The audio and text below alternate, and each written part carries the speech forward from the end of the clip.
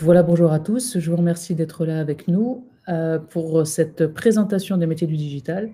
Ça me fait plaisir de pouvoir vous présenter ces métiers qui évoluent très rapidement. C'est un secteur, comme vous le savez, qui évolue très rapidement.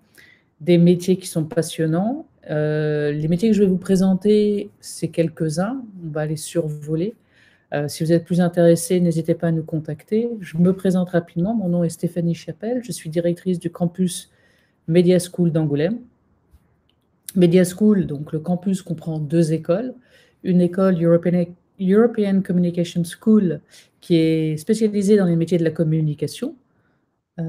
J'ai fait une présentation des métiers de la communication il y a 2 semaines que vous pouvez retrouver sur notre chaîne YouTube mediaschool.angoulême.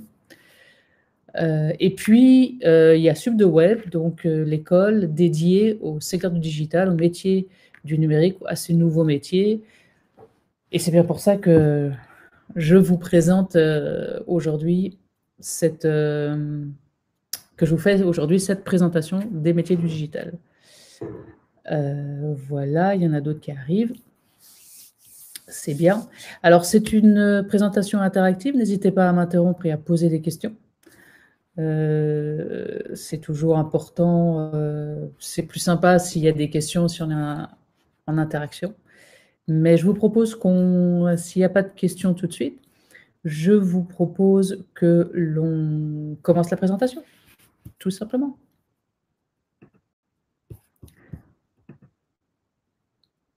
Voilà. Donc, je vais vous présenter les métiers du numérique. Le numérique, ou le digital, vous le connaissez, mais comme on est aussi, quand on parle de parcours d'utilisateur ou de communication, etc., on parle d'histoire, je vais vous raconter une histoire. C'est l'histoire d'une râpe à fromage. Si vous avez assisté à la présentation des métiers de la communication, vous avez vu le commencement de cette histoire. Donc, il y a eu le chef de projet, etc. Ils ont développé, OK, on sort une nouvelle râpe à fromage. Cette râpe à fromage, on va décider qu'elle est pour le luxe, là, et que c'est vraiment pour les virtuoses de la cuisine. Donc, on a défini déjà le message que l'on veut faire passer, la communication que l'on veut faire passer à ce niveau-là. Au niveau du numérique, à qui allons-nous faire appel globalement pour vendre, pour communiquer, mais aussi pour développer des outils numériques spécifiques pour ce produit. Ça peut être un produit, ça peut être un projet, hein, bien évidemment. D'abord, on fait appel à un chef de projet web ou un chargé de projet web. Son rôle, c'est simple, c'est lui qui va s'assurer de A à Z que le projet se passe bien. Si votre projet est de créer un site web, il va s'assurer de A à Z et coordonner avec une équipe, parce que vous faites rarement un projet web tout seul, que le brief client est bien compris, qu'on connaît les utilisateurs, que le parcours de l'utilisateur est fait, que le site web a été conçu en accord avec le client, qu'il est construit, qu'il est développé dans les temps, qu'il est référencé de façon correcte, et que la ligne éditoriale, par exemple, s'il y en a une, soit correcte. Donc, vraiment, il gère tout le côté, il coordonne le travail de toutes ces personnes que je viens de citer et que nous verrons ensuite, pour que ce soit un succès, et que ce soit un succès dans le budget et dans le temps imparti. Donc, il veille au cahier des charges et il veut obtenir un résultat optimal de façon à ce que le client, qu'il soit externe ou interne, soit satisfait et faut pas se cacher, lui demande à nouveau de travailler avec lui. Donc, au niveau des compétences, il faut des compétences techniques. Donc, ce qui est très important, c'est qu'il faut savoir parler le langage des différents corps de métier dont vous allez faire appel, mais il faut aussi connaître ce qu'ils font, éditorial et marketing. Au niveau des qualités, ce qu'on recherche, c'est quelqu'un de curieux, de créatif, de passionné, mais aussi de rigoureux. Alors, ça peut être venir, mais c'est peut-être antinomique, c'est peut-être contradictoire, mais non, c'est vraiment quelqu'un qui a la possibilité de parler créatif avec le directeur artistique et parler chiffres ou codage avec le développeur web. C'est quelqu'un qui a l'esprit d'équipe, qui sait coordonner, motiver et faire en sorte que l'équipe regardent dans la même direction, donc la réalisation de projet. Ça, c'est le premier. Ensuite vient le UX designer ou le web designer. Alors, parfois on les sépare, parfois ils sont ensemble, ils sont un peu différents. Le web designer, celui qui va concevoir le site web, avec notamment l'aide d'un UX, UI, donc c'est User Interface Designer, c'est lui qui va faire le parcours de l'utilisateur notamment. Donc, c'est cette personne qui va se dire, OK, mon client veut créer un site web pour une rata fromage.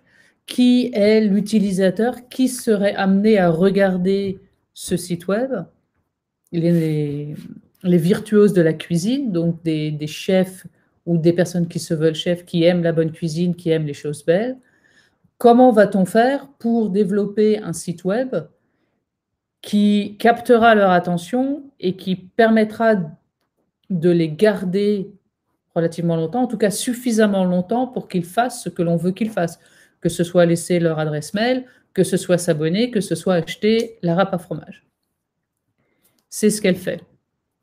Donc, il lui faut des connaissances dans le langage web, pour connaître comment ça fonctionne. Il faut qu'elle sache écouter, synthétiser, analyser. Et il faut qu'il maîtrise les outils effectivement de wireframe, donc de prototype, parce qu'avant de concevoir un site web, avant de le développer, il faut le concevoir, il faut faire un modèle, un prototype. Il y a des logiciels pour ça. Dans notre école, on vous les enseigne. Et de façon à faire comme un storyboard, OK, s'il passe par là, ça va faire ça, ça va faire ça, ça va aller là, là, là. Ce qui permet en fait de valider sur papier le flot d'informations et d'utilisation du site web ou de l'application ou quoi que vous fassiez en digital, avant de se mettre à coder pour de bon. Parce que c'est à cette étape-là en fait, du processus que l'on peut remarquer ce qui fonctionne, ce qui ne fonctionne pas, s'il y a des soucis, etc. Et ça revient moins cher de le fixer sur du papier, entre guillemets, ou sur un logiciel, plutôt que de refaire des lignes de code. Donc voilà, et puis on a le développeur web. Alors oui, je vais vous parler, excusez-moi, il y a aussi le web designer qui fait un peu la même chose, mais lui, il se concentre beaucoup plus sur la conception visuelle du site. Comment est-ce qu'il va... C'est deux métiers différents. Comment est-ce que le site va se présenter? C'est moins l'ergonomie, enfin, c'est aussi l'ergonomie, mais c'est plus comment est-ce qu'il va, il va se présenter, comment est-ce qu'il... comment dirais-je, quelle expérience vont-ils avoir visuellement, les utilisateurs vont avoir visuellement. Développeur web, comme son nom l'indique, c'est quelqu'un qui va coder le site, qui va utiliser ou optimiser un CMS. Un CMS, ce sont ces plateformes comme Wix ou WordPress ou Magento, enfin bref, qui ont déjà le moteur, si vous voulez, de fait, et sur lequel on rajoute la carrosserie. Encore une fois, dans notre formation, on vous apprend le développement web, mais on vous apprend aussi beaucoup le CMS. Mais on ne vous fera pas de l'informatique pour. On ne va pas développer des plateformes qui permettraient de supporter plein de sites web. En tout cas, pas dans notre formation ici à Angoulême.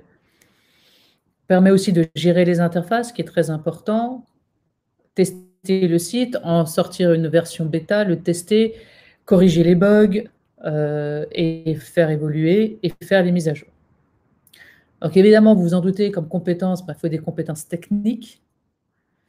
Il faut à nouveau savoir écouter et analyser. Ce n'est pas l'idée du développeur web avec ses lunettes derrière son ordinateur, ce n'est pas que ça. Hein. C'est aussi de plus en plus des personnes qui savent lire un brief et qui se disent « Ok, comment est-ce que je vais pouvoir transformer les besoins de ce client ou le parcours de l'utilisateur en code de façon à ce que ce soit facilement corrigeable si besoin est et que ce soit beau ». Je connais beaucoup de développeurs qui sont fiers de leur ligne de code. Ils savent maîtriser tout ce qui est outils de wireframe et évidemment, ils maîtrisent les CMS, Wix, WordPress, etc. Alors pour ça, il faut effectivement que vous soyez méticuleux, organisé, que vous connaissiez très bien le numérique, que vous maîtrisiez l'anglais, parce que tous les langages sont en anglais, ou pratiquement tous. En tout cas, j'en connais pas qui ne le sont pas. Et tous les articles, surtout, la plupart sont en anglais aussi. Donc, l'anglais est primordial pour ça. Vous avez des questions? Non? C'est bon. Donc voilà, le site web a été créé pour notre râpe à fromage machin truc. Et maintenant, qu'est-ce qu'on fait? Il a été conçu, il a été créé, il a été développé, et maintenant qu'on l'a, eh ben, il faut communiquer dessus. Il faut développer une ligne éditoriale. Cette ligne éditoriale, qu'est-ce qu'il a fait? C'est le Brand Content Manager ou le Social Network Manager, le gestionnaire des réseaux sociaux. Community Manager, c'est un autre terme pour cela. Et qu'est-ce que cela fait? Ces personnes gèrent tous les réseaux sociaux. Ils mettent en place une ligne éditoriale commune pour tous les réseaux sociaux et décident, OK, ce message, on va le communiquer de cette façon sur Instagram, mais on va le communiquer de façon différente sur Facebook ou sur Twitter ou sur TikTok, par exemple. Si tant est que TikTok soit, que les personnes venant sur TikTok soient la cible que l'on essaie de viser. Donc c'est vraiment élaborer une stratégie éditoriale dédiée aux différents supports, c'est gérer et créer les contenus digitaux,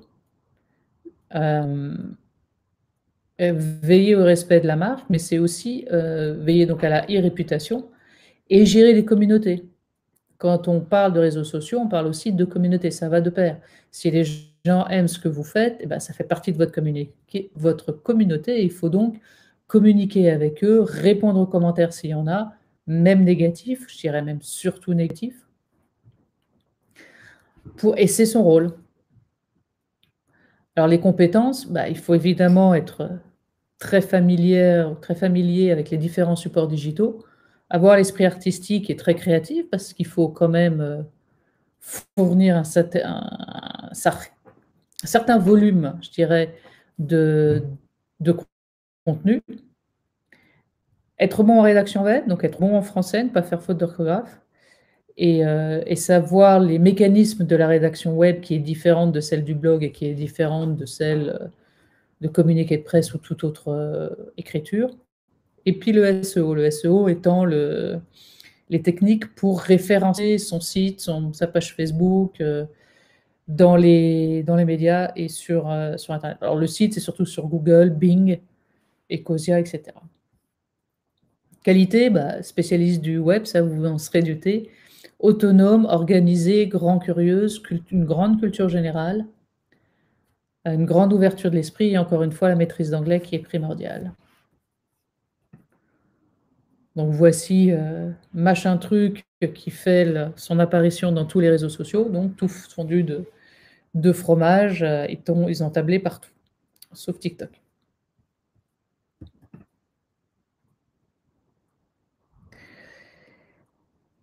Alors, je viens de parler du référencement. Ça, c'est pour le Brand Content Manager ou le Community Manager s'occupe de la ligne éditoriale. Mais à côté de ça, il y a aussi une spécialisation qui est le Web Marketing Manager, où la personne spécialiste du référencement, enfin, il y a plusieurs noms pour ça, et il s'occupe de s'assurer que le site web du client, que votre site web, soit en première page de Google, soit en achetant des publicités Google, donc qui, en fonction de mots-clés, si vous tapez une recherche et les mots-clés sortent, à ce moment-là, votre publicité arrive en première page, vous les avez tous vus, soit qui permettent de, comment dirais-je, naturellement, que le référencement se fasse naturellement, en fonction de mots-clés aussi, d'articles que vous donnez. Donc, c'est en collaboration avec le Brand Content Manager qui vous permet de faire avancer et remonter votre site web dans la première page de Google. Et pourquoi est-ce que c'est important, que ce soit Google ou Yahoo ou Bing, Mais parce qu'il y a très, très peu de personnes qui vont à un deuxième page. Quand vous faites une recherche, vous regardez la première page, peut-être la deuxième page, si vraiment vous êtes curieux. Mais en général, vous arrêtez là. Tout ce qui est troisième, quatrième, cinquième, oubliez. Personne va vous trouver, personne va vous chercher. C'est pour ça que c'est important, ce référencement naturel, mais il ne se fait pas immédiatement. C'est beaucoup de travail. Il faut faire attention que les liens fonctionnent bien, qu'il n'y ait pas d'erreur, qu'il y ait pas mal de choses qui se passent, enfin bref, il y a beaucoup d'interliens. Il faut faire attention à tout ça de façon à ce que l'algorithme de Google vous remonte. Savoir aussi que Google parfois change son algorithme. Mais bon, c'est le principe et c'est leur métier. C'est à eux de savoir ce qui se passe. Vous connaissez, hop, râpe à fromage Amazon. Voilà, vidéo, etc.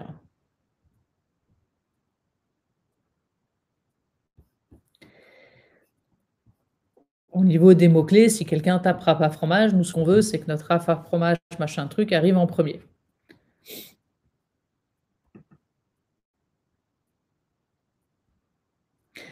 Alors ensuite vient des métiers plus spécialisés.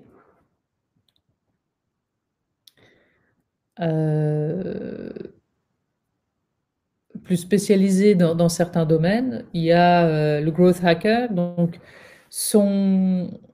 sa mission, c'est vraiment d'augmenter le trafic vers le site web, d'élargir l'audience recherchée, de développer la visibilité et la notoriété du client, fidéliser les cibles. Donc, c'est faire en sorte qu'un grand nombre de personnes viennent visiter le site web. Growth, c'est croissance. Donc, c'est vraiment de trouver des mécanismes de façon à ce qu'il y ait beaucoup de personnes qui viennent sur votre site. Les compétences, maîtriser le marketing et les nouvelles technologies, les techniques du web marketing évidemment, et un esprit d'analyse important, et avoir une petite connaissance aussi des données. Ce que l'on va voir, c'est important aussi parce que tout simplement parce qu'on a besoin de données maintenant pour pouvoir avoir une analyse plus fine des utilisateurs, des personnes, ce qu'ils veulent, et de cette façon de pouvoir attirer plus de prospects vers le site ou vers l'application. Qualité, il faut qu'il y ait une culture technique web qui soit innovant, inventif, passionné et l'esprit d'équipe. Ah. Puis comme je vous parlais, du data scientist. Le data scientist, c'est une fonction qui existe depuis 3-4 ans, peut-être un peu plus tôt. Et lui, alors vous allez dire: «Oh, mais c'est plein de chiffres». Oui, certes, il y a des chiffres, mais pas que. Il faut qu'il fasse vraiment, c'est vraiment le pas entre l'ingénieur, que des chiffres. On va analyser des statistiques et des données, des millions et des millions de données. Non. Il faut vraiment qu'il puisse transformer ces données en décisions, en solutions, en propositions faisables pour le web marketing, pour le chargé de projet web, pour quelqu'un. Et ça, c'est son rôle. Et c'est comme ça que beaucoup de sociétés comme Carrefour, Auchan, Amazon, Google, etc. les utilisent. Donc c'est vraiment, certes, ils doivent traduire un problème sous forme de statistiques et analyser les données, mais aussi il faut vraiment, et c'est cette partie qui est très importante et qui recoupe avec les métiers que l'on montre, c'est vraiment le fait de pouvoir regarder les données, les analyser et faire des propositions actables, faisables, d'amélioration et de recommandations stratégiques. Donc, compétence, effectivement, la maîtrise des techniques d'analyse de données, ça c'est certain. Et puis maîtriser l'outil informatique. Il faut être amoureux des chiffres, certes, mais il faut aussi avoir une pointe d'imagination, je dirais même beaucoup d'imagination, de façon à pouvoir extrapoler et être pédagogue. Et même sociologue, parce que l'analyse de données brutes, sans une connaissance de la sociologie et de la psychologie, ne vous sert à rien. C'est que ça n'aidera pas nécessairement à vous faire avancer. Voilà. Alors, il y a d'autres métiers que je ne cite pas. Il y a les influenceurs, qui est un métier, bah oui, qui est un métier. Vous connaissez les youtubeurs, les instagrammeurs ou instagrammeuses. Je sais pas si ça se dit, les tiktokers, mais bon, les personnes sur TikTok qui ont beaucoup, beaucoup de personnes qui les suivent et qui deviennent de fait influenceurs ou influenceuses sur lesquels on peut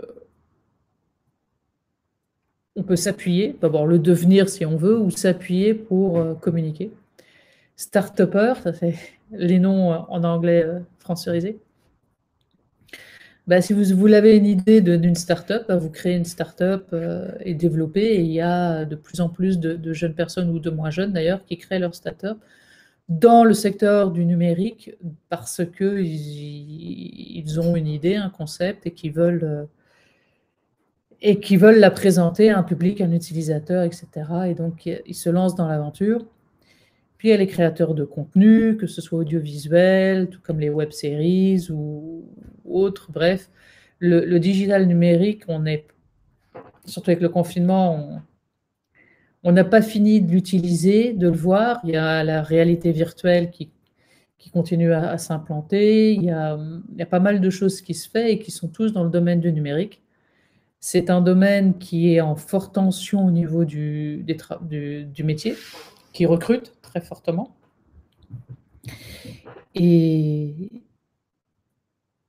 c'est un domaine, je dirais, qui est à la fois passionnant et en demande. Comme je disais, on recrute, hein. Donc, si ça vous intéresse, si vous vous sentez intéressé par l'un de ces métiers, regardez-les de plus près. Si vous avez des questions sur les métiers ou les formations, n'hésitez pas à nous contacter, hein. Voilà notre adresse email. Donc, angoulême@mediaschool.eu. Je vous le remets dans le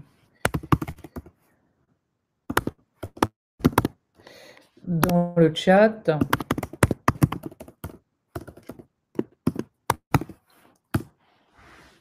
Donc, n'hésitez pas à l'utiliser si besoin est. Voilà, ma présentation, donc ça n'a pas duré très longtemps, mais ma présentation est finie. Est-ce que vous avez des questions, des commentaires?